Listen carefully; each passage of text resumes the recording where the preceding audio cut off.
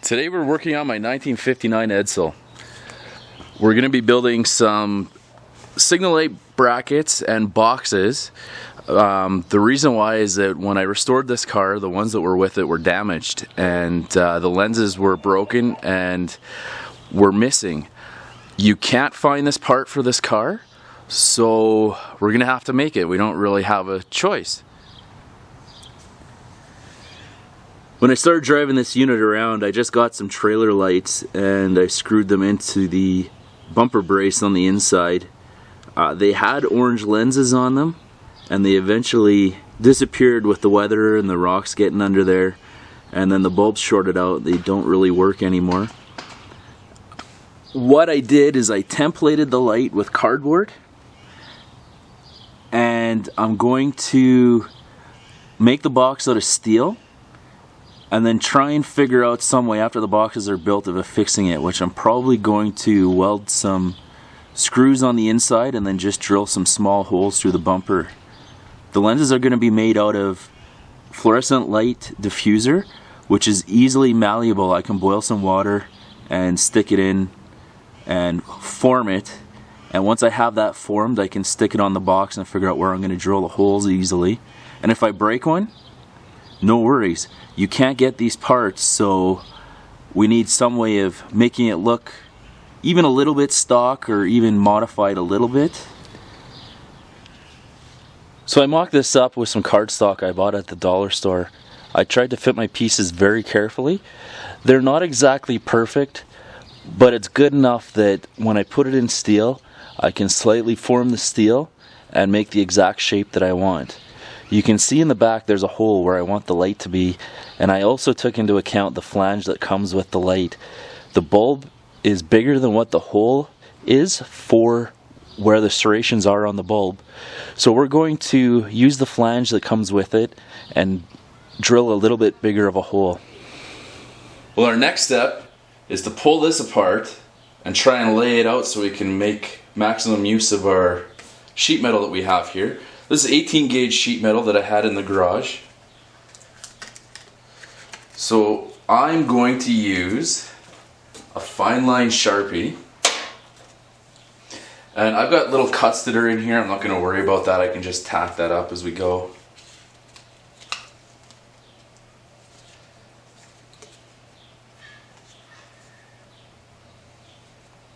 Now as I take this apart, I've also got marks that are on here. This one I'm going to have to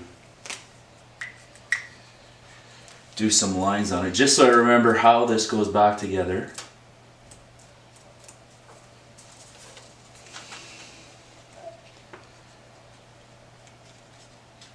When it comes back time to put it together. So I'll build one that's this way, and I'll do a second one and flip all my pieces the opposite way.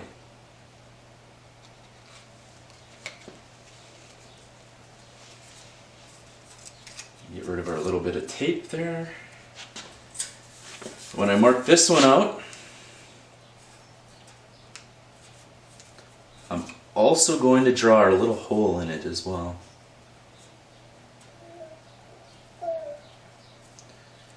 Oh, I'm surprised. I thought that would have been perfectly straight, that piece. We'll go with what we got, and I'll just trim it.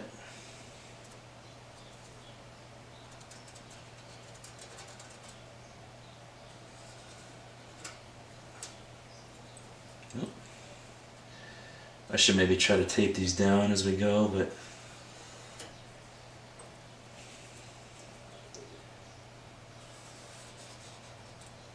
we'll be okay.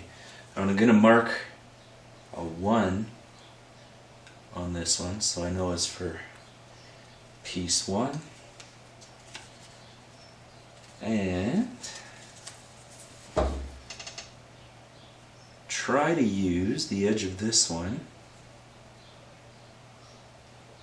as my next piece, so I can draw one straight line all the way across.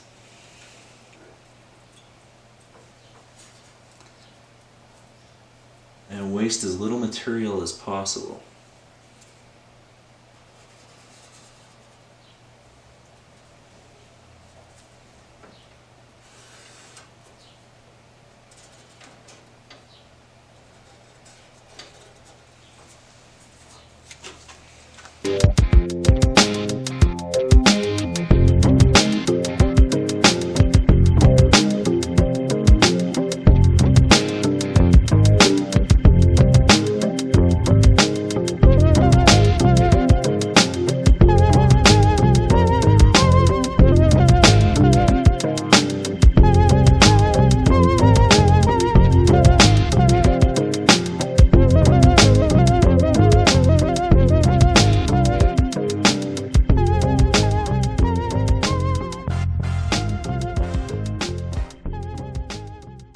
Alright, now we're going to drill a pilot hole, and then we're going to take this very dull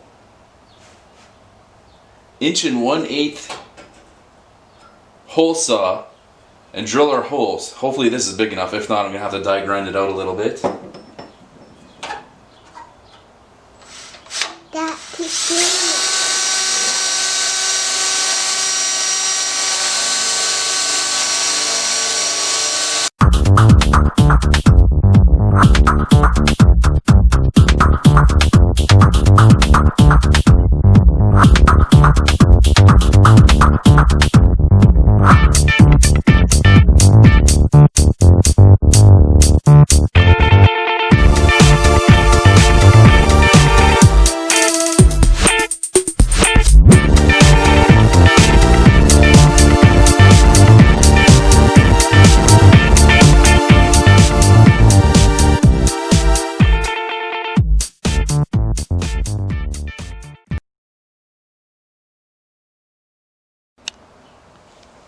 Now, how about some of that good old-fashioned elbow grease that we were talking about?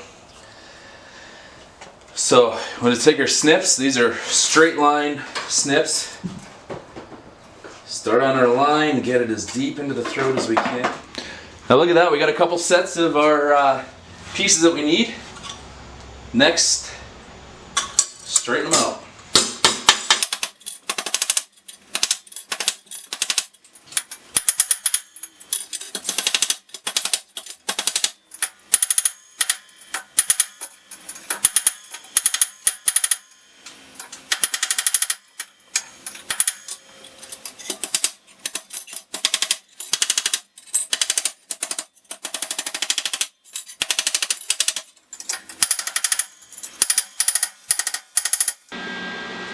A little trick I like to use is I've got a metal edge on my bench like this, is to tape your pieces together so that you can try and get a 90-degree corner out of it.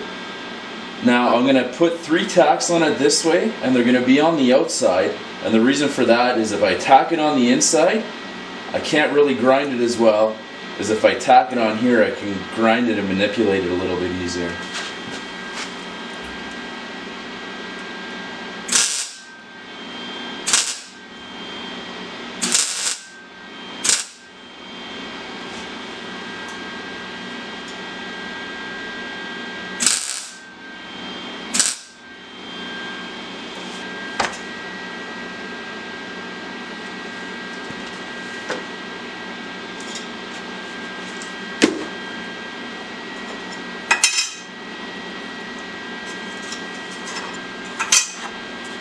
Now I'll get out my little squares. And the weld pulled a little bit, which I kind of expected.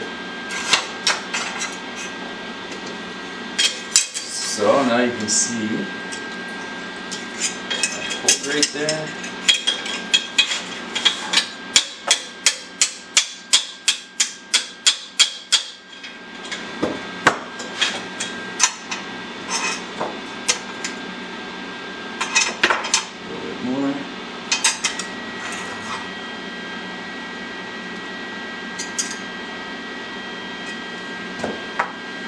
On to the next one.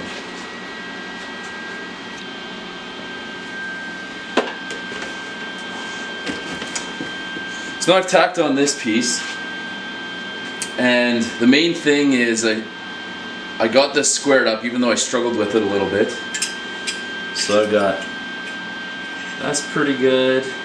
I mean, this has a little bit of bends in it, which this is going in behind, you're not really going to see anyway. So as long as everything is fairly square where we want to be. We've got a bit of a gap in this one. I'll just take some filler rod from the TIG, fill that in a little bit, and we'll be good. But now this allows us that we can get our top piece on square, get this tacked in, get our top piece on, then we can tack our back piece on here, fit it in, and shave the contour down so that it fits the inside of the bumper pocket. So now that I have my first box tacked up, the biggest thing is to try and make everything concentric. So I've got a piece of flat bar here to hold this opposite piece together, and then I've got a washer in here with vice grips on the back to hold all this 90. So I should have enough space here that I can tack the corners, pull this little jig off, flip it over, do the top, do the other side, and try to keep everything going so that it's all square and the same.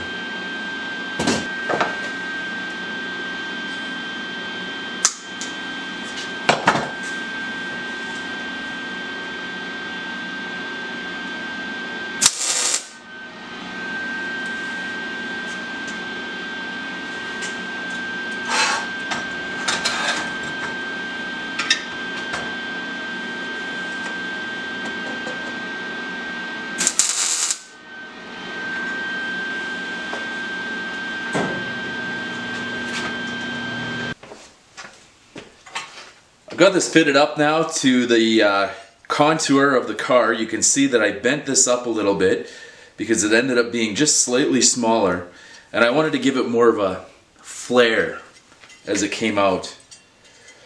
I went and slotted some holes in here. When you're drilling sheet metal, especially when you've just got crappy little bits like I do, it's really hard to get the holes accurate. So I slotted it so that I can take the plate that the light bulb's going in and I can center it. Hopefully you can see that. And now I'm going to run my nuts down onto it and tack the nuts in place. Once the nuts are tacked in place, I'm going to skip weld everything back together on this. Give it a little bit of a buff around the edges, and then try and get a couple of nuts welded on the corners there. So in the pocket I've got about a 1/4 of an inch lip on the inside that I can drill through. I'll just put a little bit of paint on that after, and I can put some nuts like this on the outside of this and slightly slot this so that it sits nice and flush on there. And I'll do the same for the other side.